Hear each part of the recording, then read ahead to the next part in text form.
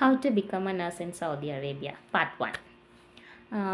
இதில் வந்து நம்ம என்ன பார்க்க போகிறோம் அப்படின்னு சொன்னால், நீங்கள் ஒரு ஸ்டாஃப் நர்ஸாக இங்கே சவுதியில் வேலை பார்க்கணும் அப்படின்னு சொன்னால், ஃபஸ்ட்டு நீங்கள் ஒரு பிஎஸ்சி நர்சிங்கோ அல்லது டிப்ளமோ நர்சிங்கோ கம்ப்ளீட் பண்ணியிருக்கணும்.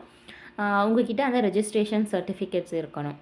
சரிங்களா? மினிமம் 1 இயர் எக்ஸ்பீரியன்ஸாவது இருக்கணும். அதுக்காக ஏஎன்எம் எல்லாம் வர முடியாதா அப்படின்னு சொன்னால் அப்படி கிடையாது. ஏஎன்எம்ஸ்க்கும் நிறைய வேக்கன்சிஸ் வருது.